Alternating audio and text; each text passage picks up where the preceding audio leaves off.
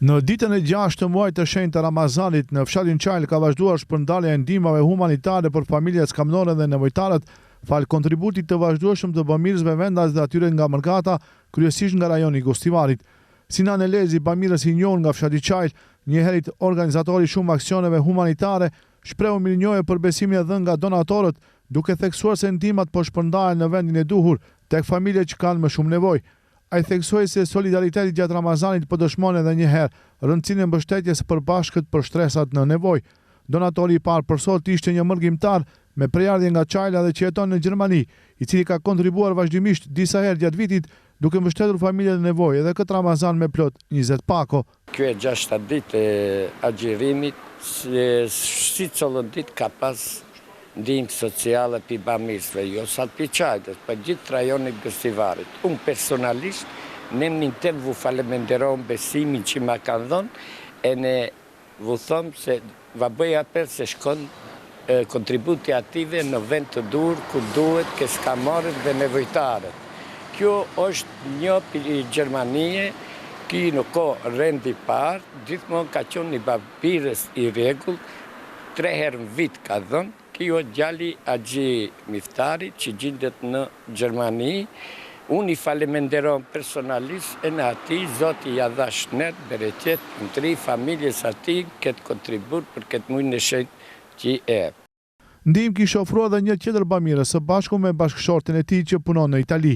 Ata kanë dhuruar 5 pako ushqimore në vlerë prej 50 euro secila, duke vazhduar traditën e mbështetjes së rregullt për familjet në nevojë. Bamirës i ditë është Agji Gjezmi dhe bashkëshorti ati punon në Itali, edhe ai ka dhënë 5 paketa çmimin 50 euro për nevojtarët, për na në kohë. Bamirësi i parë është gjithmonë i rregull, edhe ati Zoti ja pranov këtë kontribut, Zoti vu dhash pasunej dhe shnet e lumturi familjar. Po vu bëj apel gjithve, gurbeqave, bamirësve, këtë mujnë e shenjtë, tjenë sa më afër të jetimave, nevojtarve, që t'i gëzojmë ata, tjenë me buzëqeshje, të jenë sofrat plot.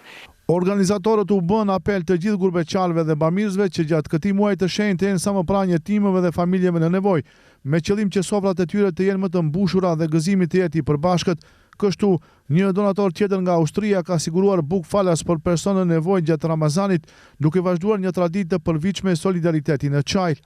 Çdo Ramazan, çdo vit që ka erdhur në Çajl, këtu ka pas bukë falas, është një donator për Austrie, për çdo njeri që ka nevojë për këtë muaj në shenjtë e kanë në barimin e fundit Ramazanit e kanë bukën falas. I faleminderojmë edhe ati, kështu Çajla gjithmonë ka qenë për nevojtarët edhe për jetimat, për çdo sent ka qenë marrin shembull në Çajlën evropiane.